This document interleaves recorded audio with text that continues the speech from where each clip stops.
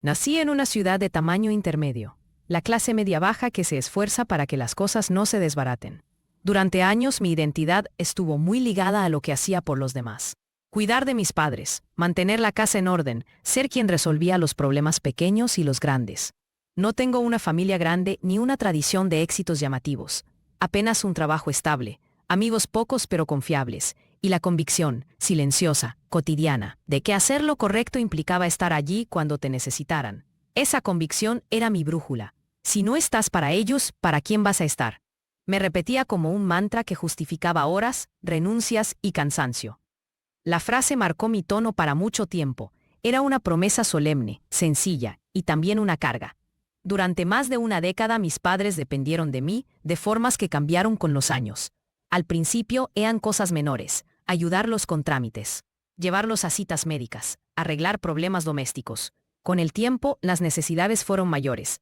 La movilidad disminuyó, las medicaciones se multiplicaron, la soledad se hizo más pesada. Viví con ellos los últimos 7 años de sus vidas, en una casa que conocía como la palma de mi mano. El raspón en el marco del comedor donde mi padre apoyaba la mano, el olor a lejía que siempre quedaba en la cocina después de que mi madre limpiaba obsesivamente. La manta familiar que usábamos en invierno en el sofá. Dormía poco. Me puse una rutina casi monástica porque se volvió indispensable. Levantarme a las 6, preparar las medicinas, desayunar con ellos aunque a veces no comieran, acompañarlos a consultas, gestionar citas con especialistas, hablar con la seguridad social, cocinar, pagar facturas. Entretanto trabajaba a media jornada desde casa, conciliando lo mejor que pude. Mis relaciones con los hermanos eran tensas pero funcionales. Cada uno ofrecía ayuda en diferentes momentos, ninguno asumía la responsabilidad principal. Con mi hermana mayor había una mezcla de cariño y distancia. Vivía en otra ciudad, y sus visitas eran esporádicas, con excusas comprensibles. Mi hermano menor solía ayudar con pequeñas compras o traer comida, pero siempre en lapsos cortos. El tío, hermano de mi madre, era una figura ambivalente, para ellos un confidente. Para mí alguien que siempre aparecía con soluciones aparentemente prácticas pero extrañas. Tenía un aura de autoridad que no discutía. Se presentaba como quien sabía moverse, en trámites y negocios. Sus manos olían a tabaco, y su teléfono siempre tenía mensajes de gente que, según él, debía favores. Lo veía llegar, con un paso seguro, con monedas de sobra y comentarios sobre cómo funcionan las cosas. Mis padres confiaban en él, más por historia que por claridad. Las señales tempranas de tensión fueron sutiles y se acumulaban como un goteo. Primero fueron los comentarios sobre organizar papeles, que mi madre decía en voz baja, como si hablar de testamentos fuera una acción práctica y no una conversación íntima. Después vinieron las reuniones con el notario, las que se justificaban por la edad. Es para ordenar, decía mi madre, y yo abría y cerraba carpetas sin preguntar demasiado porque estaba ocupada con lo inmediato. El tío se ofreció a acompañarlos, y cuando lo hacía, observaba las reacciones, sonreía con complacencia, y yo empezaba a sentir un ruido interior que confundía lealtad con vigilancia. En casa, los silencios se hicieron pesados. Mi madre evitaba mirarme a los ojos cuando salían temas de dinero. Mi padre a veces fumaba en la cocina y suspiraba. Había detalles, cartas que llegaban con membretes de despachos, correos electrónicos que aparecían en la cuenta de mi madre con copias a nombres que yo no conocía. Cada uno parecía inocuo, pero juntos formaban una textura que me inquietaba. Las últimas semanas antes del fallecimiento fueron una exageración de esa rutina. Más medicinas, noches largas, llamadas interminables con médicos, y la sensación persistente de que organizaban algo sin incluirme. Yo me ocupaba de todo lo tangible: higiene, comidas, gestión de citas. La logística diaria. Era un trabajo físico y emocional que dejaba poco lugar para preguntar o discutir. Aún así, en ciertos momentos les pregunté directamente si habían dejado algún documento donde yo pudiera saber sus deseos. Me dijeron que sí, que hablarían con el notario, pero siempre con evasivas. Mi madre me apretaba la mano y sonreía, la misma sonrisa que había tenido cuando me vendía entradas de cine de niña. Mi padre, cansado, repetía que yo debía descansar. No hubo, hasta el día de la lectura del testamento, un gesto claro de que mi nombre apareciera en algo. El día que se fueron fue uno de esos días que te cambian la medida de las cosas en un instante. Estuve en la casa las primeras horas después de la muerte, pequeñas formalidades, llamados a familiares, arrugadas miradas, consolaciones mecánicas. Mis manos temblaban de cansancio y de una tristeza seca. Había una sensación de vacío físico, de muebles que ya no respondían a la rutina. La familia se fue acercando. Mi hermana llegó a las pocas horas. El tío apareció con su gabardina, impecable y serio, y otros parientes vinieron en remolinos de condolencias. La lectura del testamento estaba programada para dentro de una semana, en el despacho del notario que ellos habían elegido. Pensé que sería un trámite que confirmaría lo obvio, que habría reconocimiento por el cuidado que había dado, quizás una parte de la casa, algo que nos ayudara a seguir. Ese pensamiento no era vanidad, era la expectativa humilde y literal de quien había dedicado años de su vida a sostener a otros. La primera injusticia fuerte se presentó con una contradicción que explotó como una fisura. En la sala del notario, con la familia alrededor, y el papel en la mesa, se abrió el sobre y la voz neutra anunció los legados. Fueron minutos confusos, como si yo escuchara todo a través de una pared de cristal. Primero nombres, luego sumas y disposiciones para bienes que yo conocía bien. La casa, cuentas, objetos familiares. Mi nombre no apareció en ninguna parte. Mi sensación fue física. Me enfrié, como si una corriente me atravesara. No es una exageración. El cuerpo se manifestó antes que la mente con una calma tiránica, como si me observara desde afuera. Me dijeron que había sido consideración incluir a tantos, que ellos habían querido que la casa se quedara en la familia, de una forma equilibrada. Pero lo que escuché fue claro, me habían excluido. No era una pequeña omisión, era absoluta. La incredulidad fue rápida. Miré a mi hermana, al tío, a la cara de mi padre en las fotos. Busqué en las expresiones una señal de que aquello era un error. No hallé nada. A mi alrededor la conversación siguió, con algunos gestos que parecían destinados a amortiguar. Pero la herida era profunda. Dentro me invadió una mezcla de vergüenza y rabia. Había pasado años entregando mi tiempo y energía, y no merecía al menos una mención. No pedía que me reconocieran en lo grandioso. Pedía un signo de que mi presencia había sido vista. La lejanía de su decisión dolía más por la ausencia de explicación que por la pérdida material. En ese momento sentí que el pacto silencioso que había sostenido nuestros últimos años se deshizo de golpe. La reacción emocional fue compleja, una tristeza que parecía una losa, y una especie de furia helada. No lloré en ese momento. La emoción se mantuvo contenida en pensamientos que giraban como un engranaje disfuncional. ¿Cómo podía ser? ¿Qué había pasado? ¿Por qué nadie había considerado mi sacrificio cotidiano? La familia intentó consolar, con frases automáticas sobre el duelo, sobre que había que respetar la voluntad. El tío me observó con una mirada que no quise interpretar. Era una mezcla de distancia institucional y satisfacción doméstica. Esa noche volví a la casa que había cuidado, y la soledad me envolvió en una luz fría. Abrí armarios buscando papeles, algo que me explicara, y no encontré nada. Mis pensamientos comenzaron a convertirse en preguntas que necesitaban respuestas. La situación no se quedó ahí. La injusticia se fue calentando y volviéndose más áspera. Primero llegaron los rumores familiares, los comentarios en voz baja sobre cómo mi ayuda había sido heroica, pero habitual, y que la decisión del testamento respondía a algo que, según decían, mis padres habían querido por años. Fue doloroso escuchar que mis años de atención se traducían para otros en una expectativa y no en una gratitud tangible. Mis hermanos, que hasta entonces estuvieron distantes por la geografía y la costumbre, empezaron a aceptar la distribución como lógica. La tensión se fue instalando en reuniones, en mensajes, en miradas que evitaban ciertos temas. Mi madre ya no podía responder, pero sus cosas sí hablaban. Su agenda con anotaciones, facturas pagadas con fechas, recetas médicas. Todo eso era evidencia de una vida compartida que no coincidía con la decisión final. En lo laboral, la situación también me afectó. Llevaba años trabajando a medio tiempo. Aún así, me exigieron más responsabilidades en la oficina, en cuanto supieron que me quedaba sin ese supuesto respaldo. Compañeros que sabían que había sido la cuidadora principal, mostraron lástima y a la vez cierta distancia. La sociedad, en pequeñas interacciones, me devolvía la sensación de que lo que hice no tenía un valor que pudiera convertirse en protección. La presión aumentó. Llamadas de cobradores, reacomodos de deudas que antes mi madre cubría, la urgencia de decidir qué hacer con la casa. Se produjo un efecto dominó. La casa, que había sido refugio y carga, se convirtió en un punto de fricción con compañeros de la familia que ahora se sentían autorizados a opinar y a demandar. El tío se convirtió en figura central. Mostraba papeles, moderaba visitas, hablaba de legados y distribución con una facilidad que me resultó cada vez más artificial. La sensación de injusticia creció también por la ausencia de transparencia. En reuniones familiares el tío llevaba documentos, se refería a cláusulas técnicas, mencionaba a la albacea con familiaridad. En un almuerzo me sorprendió la naturalidad con la que habló sobre liquidar ciertas cuentas y asegurar que no hubiera problemas. Yo, que había pasado noches organizando papeles y repitiendo contraseñas para el acceso a cuentas, sentí que todo mi esfuerzo era invisibilizado.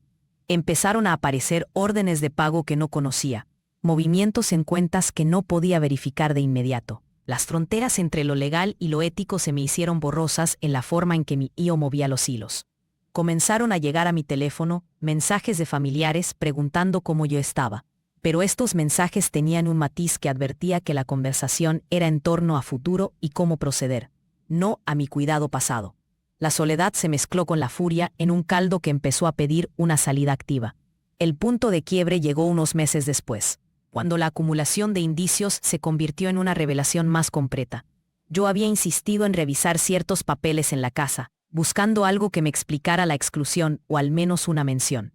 Rebusqué cajones, carpetas, correos electrónicos antiguos. En la bandeja de entrada del correo de mi madre encontré algo que no debería haber estado.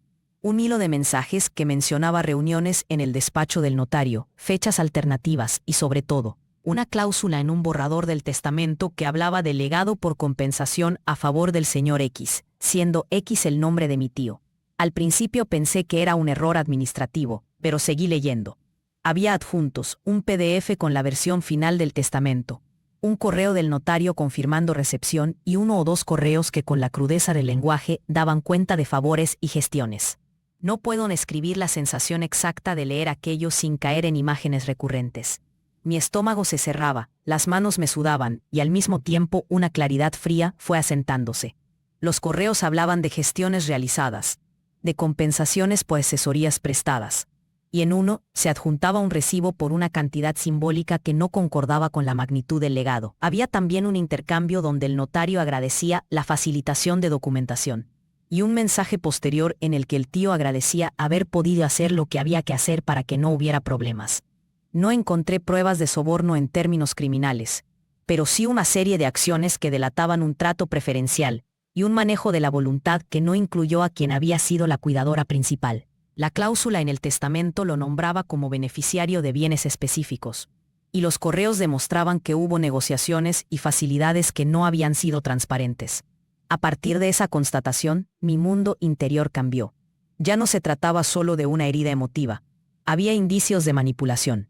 Sentí ira, sí, pero también una cierta calma quirúrgica. Había pasado tanto tiempo reaccionando desde la emoción, que esta evidencia me permitió pensar en pasos concretos. No quería convertirme en alguien que buscara sangre ni espectáculo. Mi intención inicial fue pedir explicaciones. Me acerqué al notario con una solicitud formal para que me mostrara la documentación completa. Y presenté copias de los correos que había encontrado, sin dramatismos, solo con la petición de claridad. El notario respondió con profesionalismo y una formalidad que no llevó a la transparencia total. Confirmó la validez del documento y explicó que la voluntad de mis padres debía respetarse. Al mismo tiempo, me ofreció la posibilidad de consultar al abogado de la familia para verificar detalles técnicos. Fue un momento de doble filo. Habían validado el testamento, pero la evidencia de correos sugería que algo se había hecho en los intersticios de la buena fe. El aumento de presión fue palpable en los días siguientes. Mi iniciativa por buscar respuestas provocó resistencias. Mi familia reaccionó como si mi demanda de claridad perturbara el equilibrio recién restituido. Surgieron reproches velados, insinuaciones de ingratitud, y un aislamiento que antes no había existido. De pronto, los mismos que durante años me llamaron para pedir ayuda, ahora me miraban con distancia. El tío intensificó su presencia, repitiendo que todo se había hecho legalmente, que la elección de mis padres debía respetarse, y que no tenía sentido reabrir viejas discusiones en un momento de luto. Sus palabras neutrales en apariencia eran cuchillos envueltos en tela.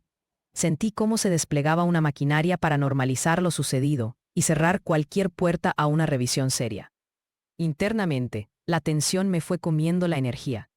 Había noches en que no podía dormir, imaginando escenarios, leyendo y releyendo los correos. Recordé pequeñas conversaciones con mi madre, donde hablábamos de dejar las cosas en orden. Ahora esas frases parecían veladas y manipuladas. Empecé a copiar documentos, a hacer respaldos digitales, a solicitar a registros bancarios información accesible. Me metí en un laberinto administrativo, y mientras más me adentraba, más clara se volvía la huella del tío, firmas que él gestionó, cuentas que de alguna manera habían sido reorganizadas, transferencias diminutas que servían como constancia de gestión. No encontré un acto delictivo flagrante, como un pago directo bajo mesa, pero sí un patrón de aprovechamiento de la vulnerabilidad de mis padres que me indignó. El momento en que ya no pude seguir, se pareció más a una fatiga moral que a un estallido de furia. Hacer las cosas solo por dinero dejó de tener sentido. Lo que me pesaba era la manera en que me habían invisibilizado, la impunidad de adaptar la voluntad de unos difuntos a los intereses de un familiar. En una tarde lluviosa me senté en la sala con todas las pruebas dispuestas sobre la mesa.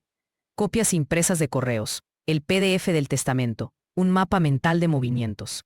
Me di cuenta de que podía seguir el camino de la reclamación patrimonial, someterlo a un proceso legal largo, costoso, y con probabilidades inciertas de éxito. O podía hacer algo distinto, renunciar a la reclamación económica y convertir la evidencia en un acto público, que mostrara cómo se teje la impunidad en la familia. Cómo las relaciones de poder pueden traducirse en apropiaciones simbólicas y materiales. No fue una decisión de orgullo, fue una elección estratégica y emocional. Preferí exponer la verdad antes que pelear por objetos, que incluso si los ganara, me dejarían sin familia. Decidí actuar con transparencia y sin buscar venganza personal. Primero informé a quienes consideré cercanos, algunos amigos de confianza, un periodista local que conocía de casos de mala praxis con notarios, y un abogado que me ayudó a verificar los términos legales de mi accionar para no incurrir en difamación. No hice alarde sino pasos medidos. Recopilé la documentación en un dossier claro, numerado, con copias donde se apreciara el hilo de correos y las fechas. Luego solicité al notario que me concediera acceso a las actas completas y a las comunicaciones que tuvieran relación con el proceso. Mientras tanto, contacté al periodista con la evidencia y le conté la historia en términos ceñidos a los hechos. Mi papel como cuidadora, la exclusión en el testamento, la cláusula que me sorprendió, los correos que indicaban gestión preferencial. No fue fácil. Contar la historia públicamente implicaba enfrentar la mirada de la comunidad, arriesgar reputación y abrir heridas familiares. Pero había llegado el momento de que la verdad tuviera un espacio fuera de nuestra casa. La exposición pública se desarrolló sin artificios. El periodista publicó un reportaje local que no buscaba chismes, sino documentar un patrón. Se mostraron extractos de correos. Se describió el proceso notarial y se consultó a especialistas que hablaron sobre prácticas poco transparentes. No existía una acusación criminal directa, pero sí un cuestionamiento ético y una llamada a revisar procedimientos. La publicación generó reacciones. Algunos vecinos me llamaron para expresar solidaridad. Otros me miraron con desconfianza. Mi tío, por su parte, reaccionó con una mezcla de negación y una ofensiva legal preventiva, contratando un abogado que envió comunicaciones formales. Mi familia se dividió más. Algunos hermanos pidieron que todo quedara en privado. Otros me reprocharon por hacer grande algo que debería arreglarse en familia. El ruido fue intenso durante semanas. Yo experimenté momentos de alivio y de angustia. Alivio porque la verdad circulaba. Angustia porque había desatado una tormenta que afectó a personas que en lo afectivo me importaban. A nivel institucional, lo que se movió fue lento. El Colegio de Notarios realizó una revisión preliminar de procedimientos y solicitó al notario implicado que entregara informes. No hubo al principio una sanción concreta. Las rutinas burocráticas y legales generan plazos y recursos que no son compatibles con el ritmo emocional. Sin embargo, la presión pública trajo cambios. El notario abrió su despacho a auditores. Las autoridades comenzaron a revisar si hubo irregularidades formales en la redacción y la aceptación del testamento. Para muchos ese proceso fue insuficiente, pero para mí era una forma de que lo que pasó no quedase solo en el silencio doméstico. Las consecuencias en la familia fueron duras. Algunas relaciones se fracturaron de manera definitiva. Mi tío reaccionó recortando comunicaciones, y en reuniones familiares su presencia se volvió más tensa que antes. Mis hermanos se dividieron entre quienes me apoyaron y quienes prefirieron mantenerse neutrales o a favor del statu quo. En un par de encuentros familiares hubo reproches directos y gestos de resentimiento que dejaron cicatrices profundas. No hubo reconciliaciones fáciles.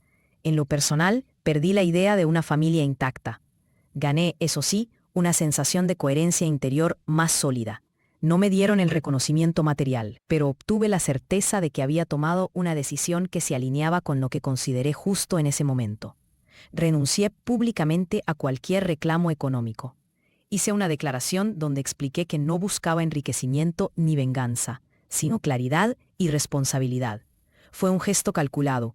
Quise poner el foco en la conducta del tío y en la necesidad de procedimientos transparentes, en lugar de en mi beneficio personal. La renuncia provocó diversas lecturas. Algunos la interpretaron como un gesto noble, otros como una capitulación. A mí me permitió poner un límite. Entendí que seguir demandando legalmente sin posibilidad razonable de éxito sería consumirme y seguir alimentando una dinámica que me dañaba. Preferí liberar esa energía para reconstruirme fuera del conflicto. Con el tiempo llegaron consecuencias administrativas y sociales concretas. Hubo una investigación interna en el despacho notarial que resultó en una multa leve al profesional por falta de diligencia en ciertos registros y por no dejar constancia suficiente de asesorías independientes a los otorgantes. No fue una condena fulminante, pero sí un reconocimiento de que algo había fallado en el camino. Mi tío, en lo personal, sufrió desgaste social. Vecinos que antes le sonreían empezaron a distanciarse, y algunos familiares revisaron otras actuaciones pasadas con más suspicacia. Legalmente no se anuló el testamento ni hubo imputaciones penales por falta de pruebas concluyentes de delito. Las cosas quedaron de forma intermedia. Un reconocimiento administrativo, una mancha en la reputación, pero no un castigo ejemplar. Esa realidad fue un asentimiento doloroso de que el cambio profundo no siempre llega en forma judicial. En el plano emocional, la exposición pública y mi decisión de renunciar al reclamo monetario tuvieron efectos liberadores y costosos al mismo tiempo. Dejé de esperar que el reconocimiento viniera de la familia que me excluyó y aprendí a poner límites claros. Mi rutina cambió. Recuperé horas que antes dedicaba a confrontaciones interminables, a consultas legales y a vigilancias. Empecé a invertir ese tiempo en proyectos personales, en terapia, en reacomodar la casa en la que viví con mis padres. También reconstruí relaciones con amigos que se acercaron a ayudar de manera práctica y afectiva. A nivel interno, la decisión representó una aceptación. Entendí que no podría sostener una vida subordinada a la expectativa de reciprocidad que no llegaría. La dinámica familiar, sin embargo, no volvió a ser la misma. Hubo cruces que se cerraron para siempre. Otros abrieron nuevos canales de comunicación, pero más cautelosos y menos idealizados. Aprendí a conversar con mi hermana sobre límites y expectativas. No volvimos a los gestos de antes, pero pudimos establecer acuerdos concretos sobre visitas y apoyo mutuo. Mi relación con el tío quedó marcada por la distancia. No hubo insultos públicos ni venganzas exhibidas. Hubo una separación que se mantuvo en reuniones esporádicas, siempre con la sensación de que algo esencial se había perdido. Al final, lo que cobró mayor peso no fue solo lo que se ganó o perdió en términos materiales, sino cómo cambió mi manera de relacionarme y de cuidarme. La experiencia me enseñó que atender a los demás no garantiza reciprocidad y que la gratitud no siempre se traduce en acciones concretas. Me costó aceptar que había invertido años de mi vida en la atención de otros sin recibir una mención que reconociera ese costo. Pero también descubrí que la dignidad no se compra ni se vende. Se sostiene con decisiones propias. Renunciar no fue conformismo, fue elegir el tipo de paz que puedo vivir sin seguir alimentando una injusticia que me destruyera poco a poco. Hoy, años después de aquel episodio, vivo con una rutina diferente. Mantengo algunas pertenencias de mis padres, objetos que tienen valor sentimental y que no. Fuera en materia de disputa. Trabajo en un empleo que me permite estabilidad y reconstruí una red de apoyo más sólida.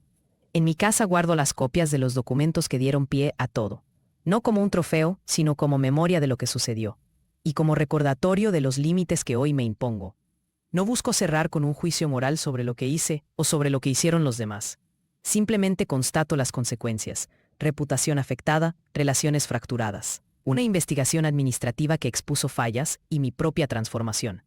Cuando escucho la pregunta sobre si arrepiento mi elección de exponer y renunciar, la respuesta es ambivalente. A veces me pregunto qué habría pasado si hubiese demandado por la vía legal.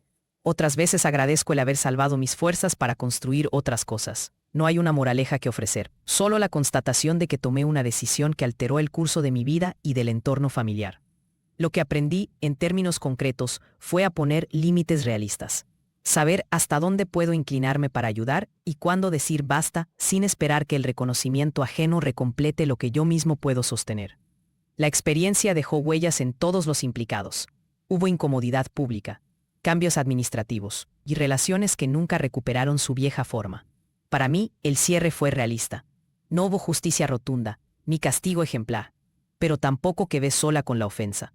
Logré visibilizar una práctica que antes se normalizaba en lo privado. Y al hacerlo, cambié la dinámica que había permitido que esa práctica funcionara. No busco que se eleve mi gesto a heroísmo. Simplemente sé que, en ese cruce entre lealtad y traición, tomé la decisión que me permitió seguir viviendo con coherencia. En la casa donde cuidé a mis padres, ahora hay menos ruido y más orden. A veces prendo la estufa y preparo una comida que sé que a mi madre le hubiera gustado. En esas pequeñas acciones está la continuación silenciosa de lo que fui y de lo que aún puedo ser, sin necesitar la aprobación de quienes una vez me excluyeron.